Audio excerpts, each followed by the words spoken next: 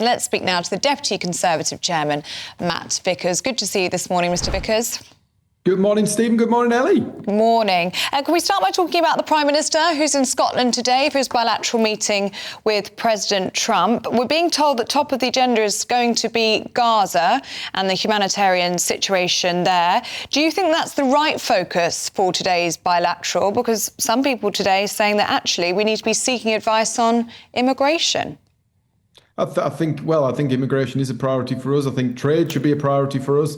I think the Gaza situation, obviously, we've seen the horrendous imagery that's emerged on some of our newspapers of what's going on in Gaza. But the reality is that we've got a terrible situation there, and there are still hostages held. This thing started on the 7th of October. The consequences for the people in Gaza have been horrendous, absolutely awful when you see what's going on. But we need to deal with the Hamas situation and take that issue forward. We all want to see an end to this dispute in the long term, and we want to see an end to some of the suffering that's going on both sides.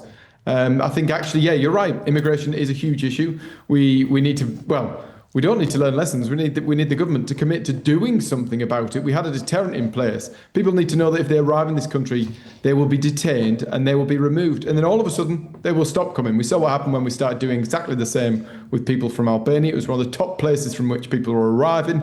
The minute they were being shipped back, the number arriving fell by more than 90%. That is the way forwards. There needs to be a deterrent. It's a supply and demand issue. Well, yeah, no, absolutely. I mean, the problem you've got, though, is it's getting those agreements in place. Albania, yeah, we got the agreement in place. We have a problem with Europe. We can't have a bilateral agreement with France, do we? We've got to have something Europe-wide, and that's where it gets very problematic. We need to have something, we need to have something beyond. I mean, Rwanda was one country, but actually the principle that if you arrive here, you are going back. You're either going back to your own country or you're going to a safe third country is the way forwards. Actually, what we've seen more recently, since Labour came to power, they're now allowing, the law has been changed to allow people who arrive here illegally to become British citizens. That is like rolling out the red carpet. It's inviting people in, and it's making the situation a lot worse. It's up by something like 50%, the number of people arriving in the UK. There are more hotels opening. Hotels are being closed. They're now opening. And we're actually seeing less of those people who've arrived illegally being removed from the country. It's all going the wrong way.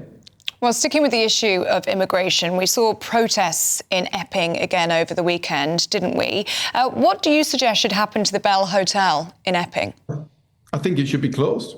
I think what's gone on there and what is thought to have gone on in that part of the world is absolutely terrible. I think it should be closed. I think we need to be closing more of these hotels. But the only way we're going to solve this is by stopping people arriving, by putting that deterrent in place and making sure that people know when they arrive, when they decide to pay those people smugglers to come across the channel, that they're not going to get to stay. They'll stop paying and they'll stop coming.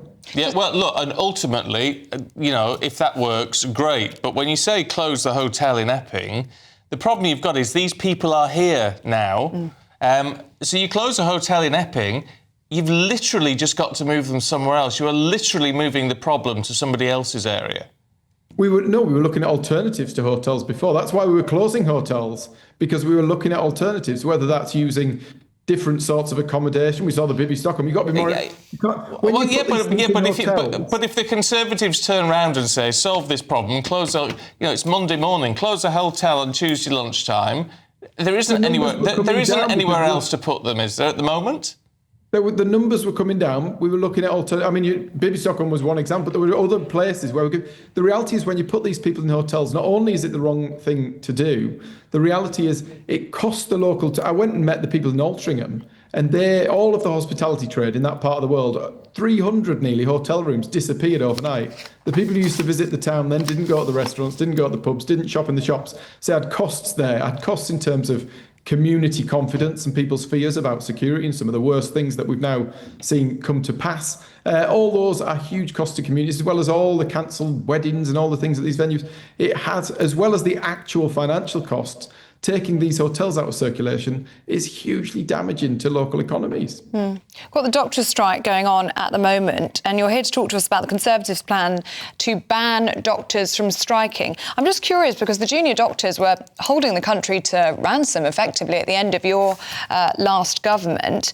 So why wasn't this done before? Why are you thinking about it now? What we've seen is ever-increasing demands. The reality is they got 28% over 3 years. That was given to them. Labour said, we're going to come in. What we're going to do is we're going to dish out the dosh. Everybody will be happy and they'll stop striking.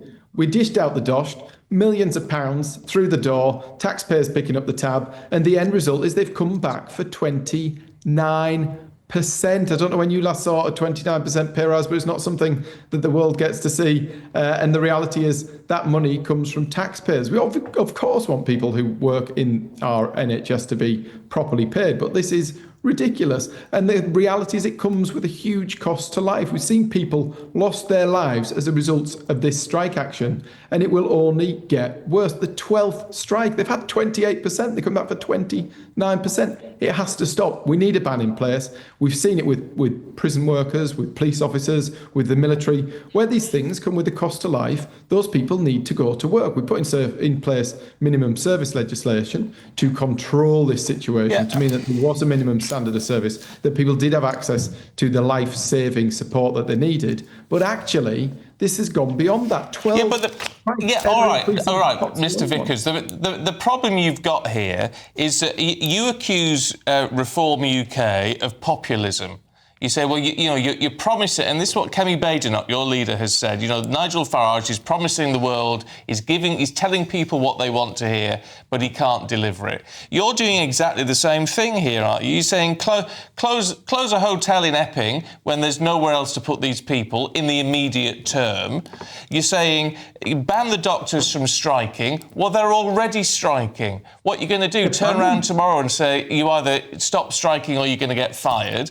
Well, half of them are not going to go back. They're just going to walk off.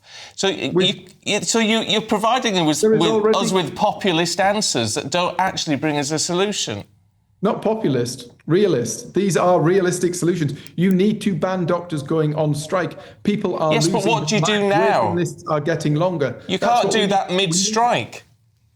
You ban strike in the same way that we do it for police officers. Yes, but you can't do it when they're in the middle of a strike.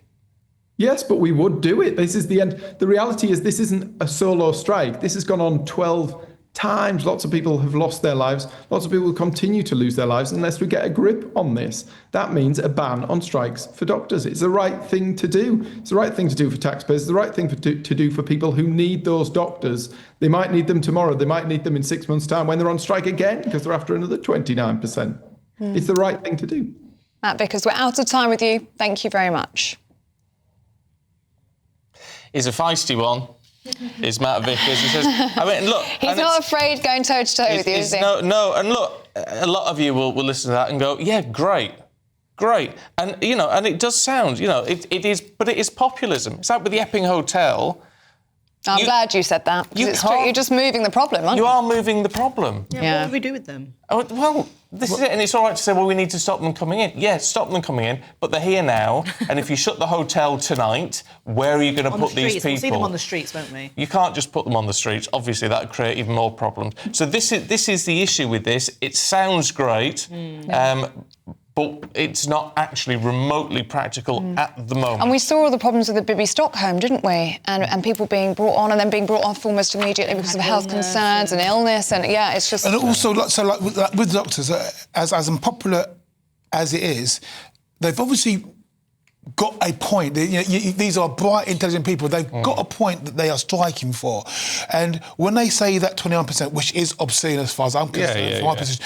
However, what they're saying is that if you go back and look at where doctors were, and they're not junior, residential doctors, so where they were in 2008 and where they are in 2025. But that's like the majority of us. I work in the public sector. 100%. If we all had that attitude, I get it, they've studied for years and so on and so forth. But if everybody in public sector had that sort of opinion, everyone would be striking all the time. It wouldn't be functional. Yeah. Well, look, we've got to head to a break in just a sec. I mean, I agree. I think, and I think banning doctors from striking is probably a sensible way forward. But that doesn't actually resolve the problem we've got now. Yeah, that's something you do for 2030. Say in 2030, you let them know when like my son wants to be a doctor. You know that if you want to be a doctor, you got to be a strike. Because like I was a soldier and I wasn't allowed to strike. Wasn't on the cards for you.